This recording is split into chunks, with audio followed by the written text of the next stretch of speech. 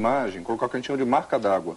É uma característica, uma assinatura eletrônica que fica espalhada na imagem, você não percebe, mas você consegue identificar quem foi o autor daquele material, quem foi o fotógrafo, a partir de que empresa. No caso das músicas, isso também já está sendo feito, já existem pesquisas nessa direção. Agora, interessante de perceber é que tudo isso está colocado dentro da Lei 9.610 de 1998, que cuida de direitos autorais não apenas de textos, mas de música e de software. E a mensagem que a gente quer colocar é a seguinte: o Brasil possui grandes artistas, o Brasil possui grandes professores, grandes pesquisadores, grandes escritores. Então, a partir do momento que você incentiva essa criação, você está permitindo o florescimento de uma nova indústria. Se você for pensar bem, vamos pensar o Bill Gates. Onde é que o Bill Gates ganhou dinheiro? Fazendo software. O que você precisa de software? Apenas educação, cultura, conhecimento, inteligência. Isso o brasileiro tem de sobra. Então o Brasil tem capacidade de se transformar num grande país exportador de software, por exemplo, exportador de livros. Para construir um computador, a coisa é um pouco mais complicada. Se você quiser competir com a Intel, que fabrica microprocessador, já é muito mais difícil. Você precisa de um investimento de capital muito maior. Você precisa de muito mais indústria. Mas, para criação intelectual, os brasileiros estão em pé de igualdade com qualquer outro país. Eu só gostaria de fazer um alerta aqui, desculpa te interromper, alguns telespectadores. Nós estamos com um probleminha de delay. O que é delay? Quem é delay? Vou mandar o delay embora se está dando problema, mas não é isso. Quando nós falamos, em algumas partes apenas do país, a nossa voz chega depois. Então fica parecendo aquele filme Delegacia de Polícia, aquele filme maluco, onde a gente fala e a nossa voz chega depois. O programa é ao vivo, isso é um problema de delay de áudio, que já está sendo resolvido tecnicamente. Você não se preocupe, mas estamos aqui ao vivo. Porque chegou aqui um fax da Sueli, que é professora, falando sobre direitos autorais. O assunto do programa hoje está interessantíssimo. Obrigado, Sueli. Gostaria de cumprimentá-los pela ótima escolha. Porém, não estou conseguindo olhar para a TV, pois estou achando que o programa está sendo dublado. É esse o problema, é o tal do delay, que a gente já está mandando esse delay embora. Ele já foi demitido, você pode ter certeza. Ela está até gravando o programa para assistir com mais tempo depois. Um abraço, Sueli, professora de Vila Formosa. Ela está enviando os parabéns, inclusive, pela iniciativa. E eu acho que chegou uma charge aqui. Deixa eu dar uma olhada, que nós temos um chargista de plantão. Chegou. Deixa eu ver se é o Menon mesmo. É ele mesmo. Emílio Menon.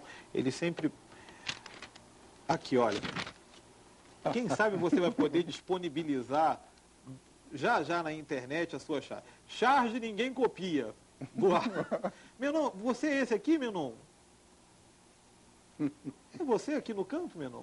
Menon, não lhe conheço pessoalmente, gostaria bastante. Peço até que você ligue para a produção para que possamos conversar a respeito de uma vinda sua aqui no programa. Já que você é o nosso chargista de plantão, quem sabe a gente não pode marcar, enquanto estamos conversando, você faz aqui umas charges com a gente.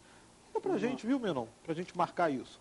Bom, aproveitando o Menon, uma ideia que nós tivemos e que, se Deus quiser, vamos botar...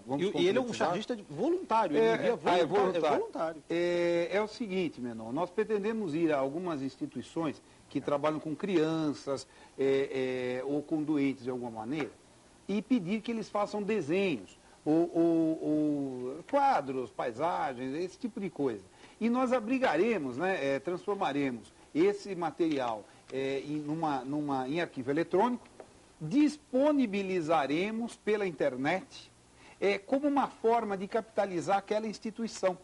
Então, por exemplo, o orfanato da cidade e tal. As crianças fazem as coisas, a pessoa poderá ter um desenho daquela criança rodada na sua impressora e o dinheiro integral, a parte da autora do autor e da copy market, vai integralmente para aquela instituição. Percebeu? Então precisamos conversar, porque eu sou presidente da ABC. Olha, pode contar com a gente. Temos a Pestalozzi, temos vários projetos em presídios, temos vários trabalhos, e a gente já pode conversar a respeito disso, que é uma ideia genial. E por falar nisso, nós já mandamos o delay embora. Já reparou aí na sua casa? Ele foi demitido sumariamente por incompetência dele.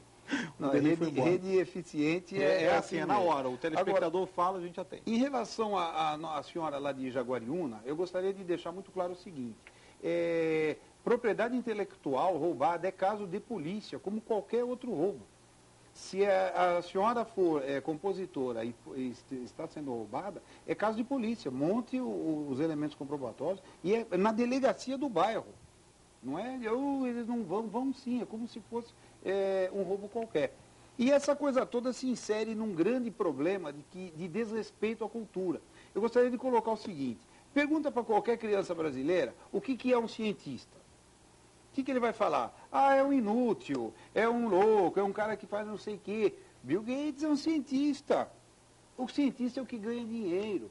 No entanto, lamentavelmente, a mentalidade, o imaginário da criança não acompanha. Quem é o maior inimigo do Batman? Não é um cientista louco? Quem é lembra do incrível Hulk? Quem era o Hulk? Era um cientista desastrado, pois isso não é ciência. Ciência é uma coisa extremamente séria, útil e que dá dinheiro para quem cria. É uma coisa que a gente tem que começar a perceber no Brasil. Olha, tá certo. E outro dia eu estava falando sobre um programa, vai falar, o que tem isso a ver?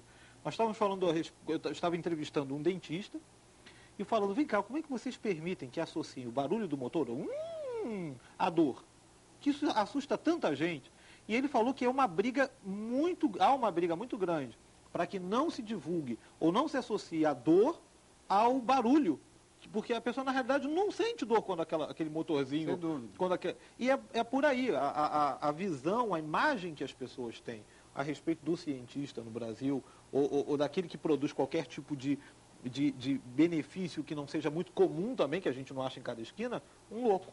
Isso. Agora eu vou delirar aqui.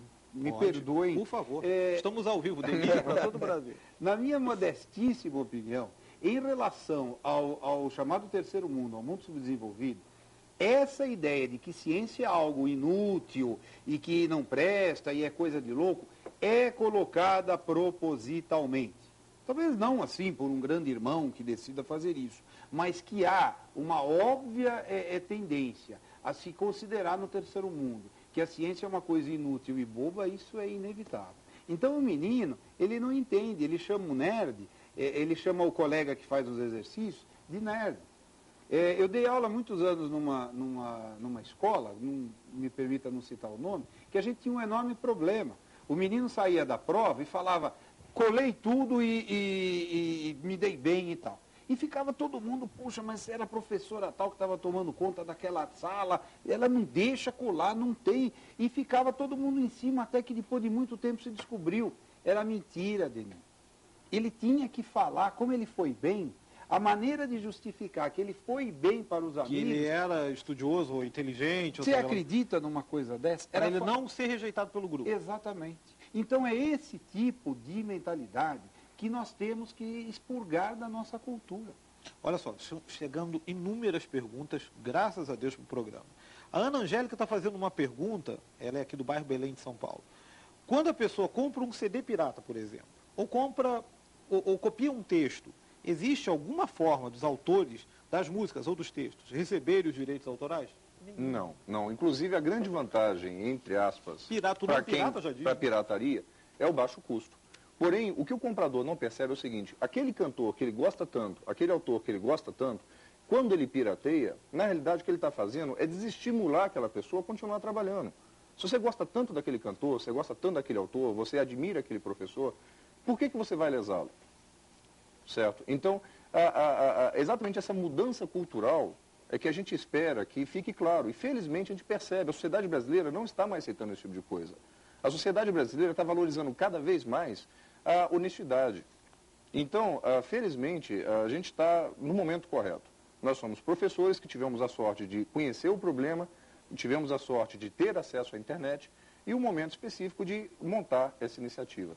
Inclusive, fica a dica aqui para quem tem interesse em entrar no e-commerce, que é a área que a gente está, no comércio eletrônico, que o ideal, se quer entrar na internet, é você partir de uma necessidade que você tenha, um problema que você enfrente. Não adianta você querer montar um site para ficar rico, porque site para ficar rico está cheio por aí, você vai concorrer com o mundo inteiro. Mas se você tem uma necessidade, você percebe que a internet pode ser uma solução para aquilo ali, e você investir nessa ideia, você tem condição de estar ombro a ombro com os demais países, com as grandes companhias. Por exemplo, essa proposta nossa não existe similar no mundo. Não existe nenhuma empresa, nenhum site que permita esse controle na impressora. Agora, a ideia surgiu não porque nós sejamos mais inteligentes do que os outros, porque nós éramos professores, nós éramos professores e que sentimos a necessidade. Claro. A partir daí é que a internet entrou como uma solução. Olha só, o Eugênio da Bela Vista faz a seguinte pergunta. Muitos autores não têm controle da tiragem que as editoras fazem dos livros deles. Como esses autores vão ter esse controle através do site de vocês? Muito, muito boa pergunta, Eugênio. Foi no alvo. Ele é um gênio, Eugênio. No alvo. Você tem toda a razão. É óbvio que isso não é padrão. Nós temos no Brasil editoras já até mais do que seculares e de altíssimo nível. Evidentemente não é padrão. Mas ninguém me garante que aqueles 10 mil livros que falaram que rodaram... Isso existe em CD também. Sem dúvida. Foram realmente 10 mil. E às vezes não é nem por causa da editora. Nós tivemos agora com uma pessoa amiga um caso de que o gráfico, um determinado gráfico, de madrugada, ele rodava os livros para ele. Então o livro custava R$50, começaram a aparecer exemplares a 20, a 15 reais. Opa, a editora também não é louca. Se descobriu, inclusive a pessoa foi presa, que um gráfico fazia isso. Então é o seguinte, Eugênio, no nosso sistema, o autor, disponibilizando um texto na copymarket.com, ele vai receber, ao final de um determinado período, que pode ser mensal ou trimensal, dependendo do contrato dele, ele vai receber um relatório de todos que compraram a sua obra. Mas como é que vai ser esse relatório? As iniciais, a data e a hora. Então, senhor Eugênio e tal, as suas obras foram compradas por essas pessoas aqui. Inicial ABC, DF e assim por diante. Como é que o autor pode saber se essa editora tão esquisita, que na realidade não existe fisicamente, que está na internet, que é virtual, como é que o autor pode saber? É muito simples. Ele pode realizar uma pequena compra fantasma. Então, o senhor Eugênio pede para a dona, vamos supor aqui, Maria Silva Quadros, MSQ, que entre no site da Copymarket e compre um capítulo da obra do autor Eugênio. Ora, no final do mês, ele vai ter que receber um relatório onde estejam as iniciais MSQ, que é dessa pessoa que comprou apenas um capítulo. Seria uma compra, como o professor Rios fala, inclusive, seria uma compra fantasma. Seria uma forma dele saber. Isso aí é um avanço inacreditável. É como se o autor do livro convencional recebesse uma lista, o nome de todo todas mundo que as comprou pessoas a sua obra.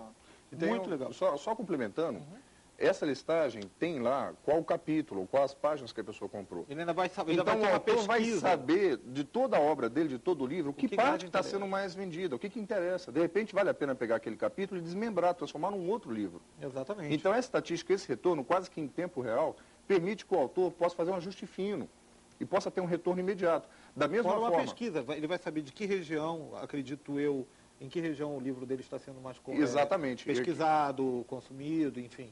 E ele pode fazer o seguinte, ele pode fazer atualização quase que instantânea. Se você compra um livro hoje e, por exemplo, o livro cuidar de determinado sistema operacional de computador e se lança um modelo novo, aquele livro vai fora. Tá? Agora não, saiu alguma modificação, numa lei, por exemplo, no caso de um advogado, ele pode atualizar o texto e disponibilizar na mesma hora. E você não precisa mais comprar o livro inteiro, você pode comprar apenas aquele capítulo que for desatualizado. Então, quer dizer, não existe mais errata, não existe um problema sério que acontece no sistema convencional. O livro fora de catálogo, a edição esgotada. Porque, às vezes, o livro, depois de uma certa tiragem, os editores ou o autor, eles não acham que existe mercado suficiente para fazer uma nova edição. Então, o que a gente propõe às editoras, inclusive um desafio que o professor Bonfá costuma fazer para as editoras, é o seguinte: olha, nós somos um novo canal de distribuição. Nós não queremos competir, não vamos competir com o livro e papel. Como você mesmo colocou, nada substitui o prazer de você ter um livro, você leva para onde você quiser. Então, o que a gente deseja é apenas ser uma outra alternativa para que a pessoa que precisa tanto daquele texto possa ter acesso a ele. Ok.